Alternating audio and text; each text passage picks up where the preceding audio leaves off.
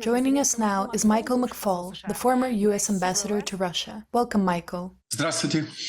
A big thank you, and I'm very happy to see you on TV Rain's channel. I want to ask some questions about the exchange, of course. There's audible criticism. Joseph Biden bent the knee before Putin. America plays by the rules of a dictator. They returned a murderer and invited Putin to commit new crimes outside of Russia's borders, as well as capture more hostages, new hostages, to fill the exchange fund. What's your answer to these criticisms? Yes, there's lots of criticism. Mr. Trump especially has criticized the Biden administration for doing this deal. He congratulated Mr. Putin at one of his rallies to say that Putin got the better deal. I categorically disagree with Mr. Trump. I categorically disagree with those critics. These are hard decisions, I understand. I worked at the White House in 2010 when we made the decision to do a big swap of alleged spies in Russia for Russian spies in the United States. And when we did that swap, there was lots of criticism even within our government from our law enforcement agencies that said, why are you giving away these criminals? This is immoral. But in this case, and as you were just discussing with Maria Pevchek, this is the most complicated, largest swap in the history of Russia's relationship with the West. There was nothing comparable even during the Cold War, which it tragically involved this horrible killer, this horrible criminal, Mr. Krasikov. But I think at the end of the day, especially Chancellor Scholz, he had to make the hardest decision, but also President Biden, they chose to free good people, some of whom I know personally. And it was at a very high cost. But when they looked at the pluses versus the minuses, I think they made the right decision. Michael, who looks like the winner of this exchange? The West, the people who believe in freedom. First, the freedom of life. Without this deal, people would have died in jail. You were just talking about Alexei Navalny and how he was killed by Putin in jail. So they gave life to good people. Second, they gave life to people that believe in freedom and democracy and transparency and information. You know, two of the Americans that were released are reporters.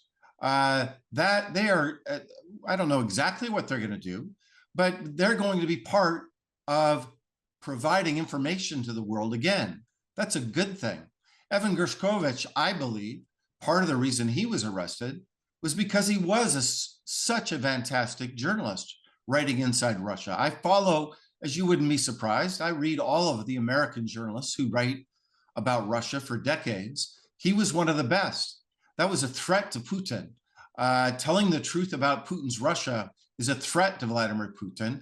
He's now free. He can do that for the future. And third, the Russians, human rights activists, political leaders that were released, they are now back in the fight. I thought it was very striking that my friend and colleague, Volodya Karamurza, did not choose to get on the plane to fly to Washington, D.C. with the other Americans. You're showing them right now arriving in America, but chose instead to go to Germany. And when I was on TV that night, I worked for American television. Everybody was speculating, oh, he must be sick. He can't make the trip. He has to go to a hospital first. That turned out not to be true. He went to Germany so that he could be with his colleagues, Andrei Pivovarov and Ilya Yashin, and the next day give their first press conference to get back in the fight against Putin's Russia. So the fight for freedom inside Russia achieved new soldiers on the battlefield, to use a metaphor. And then third, I think this was a giant achievement for President Biden and his philosophy of foreign policy. This is probably just more important to Americans than viewers around the world, but you may know that we're in a very big election right now. I think the most important election of my lifetime by far. And I think what this moment demonstrated is that Biden's approach to diplomacy achieves results. Biden believes in alliances. Mr. Trump is not so enthusiastic about alliances. Without our allies, not just in Germany, but other countries, this deal does not get done. Second, Biden believes in personal relationships, to build those, to cultivate those. He's done this for his entire career. Mr. Trump is not so interested in that. He's not so respectful. And I don't think this deal gets done without Biden in power. In fact, I can only speculate. I don't know the facts, but I've been asked many, many times here in the United States, why did Putin do this deal now when he might have been able to do this deal with his friend, Mr. Trump? And I think one of the reasons is that Mr. Trump and his team probably could not have pulled off this very complicated diplomatic achievement because he doesn't believe in allies and he doesn't have the personal relationships with people like Chancellor Scholz. And so I think Putin reasoned better take this deal now because it might not be able to take place if Mr. Trump is elected. Simultaneously, Donald Trump, who you mentioned, congratulates Vladimir Putin and says, "Great deal, well done, you did a great job." And I suspect the point of this is that many Americans, including those who are ready to vote for Trump, believe that Putin is the victor in this situation. It was he who demanded that the murderer be released, and Germany, as the partner of the US, calculated that the American political guarantee should prevail over the law, the court's decision. How can these points be circumvented in the public discourse? I heard that the Germans, at the very least, are very worried about them. Well, first, there are very, very few people in America. I'm not an election expert, but I know a lot about elections. I've been involved in them. I'm involved in this one. I don't think there's 5 Americans who are going to vote for Trump because of criticism of Biden over Putin. If you look at public opinion polls, what's very striking in this election is that foreign policy is playing a very small role, very, very small role in this election. We're very concerned about things here in America and not as concerned about foreign policy.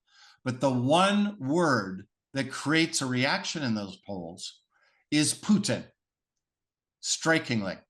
And people in America, the majority of Americans, understand that Putin is a killer. They understand that he's a thug, that they understand that he wrongfully invaded Ukraine and now is killing innocent Ukrainians, kidnapping innocent Ukrainians. And that is a clear divide in American public opinion polls right now.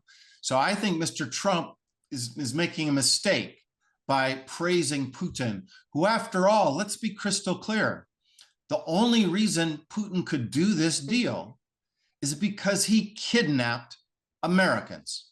The Americans were innocent. He kidnapped them. And I can tell you, when I speak to Americans, they're not very friendly to people that kidnap innocent Americans. So I actually think Mr. Trump is making a mistake. And I'll add one more piece to this. Do you know who really cares about these issues?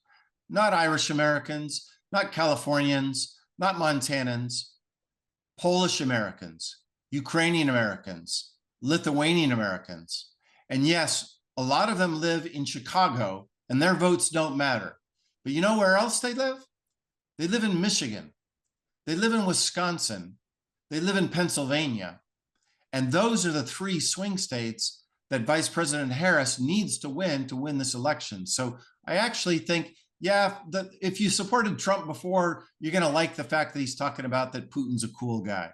But the majority of Americans don't agree with that. And there's a group of Americans that especially don't agree with that. And those are voters whose families came from Poland, Ukraine, Lithuania, Estonia. And I think he's making a big mistake here. You mentioned Kamala Harris. In reality, what was her role? We see her very actively taking part in welcoming the Americans who returned to the US. She's always on camera, she's at the airport. What did she do to free the hostages? Again, I can only speculate. I don't know all the facts. I've read all the articles. I have lots of friends in the Biden administration, including her national security advisor, Phil Gordon, who is a European expert, by the way. He has worked on Europe his entire life. I think when the story is told that the head of the CIA will be featured very prominently in that background negotiations, and that's a non-political job that Bill did. But here's my theory about Harris.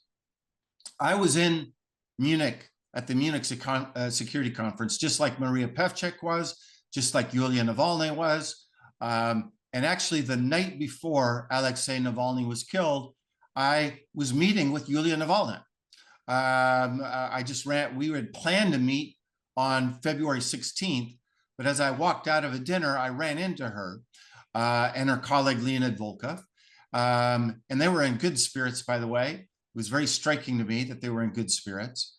The next day, of course, the entire conference learned the news of that Putin had killed Navalny, and Yulia gave an incredibly powerful speech, just brave, the bravest speech I've ever seen in front of everyone, including Vice President Harris. She was there.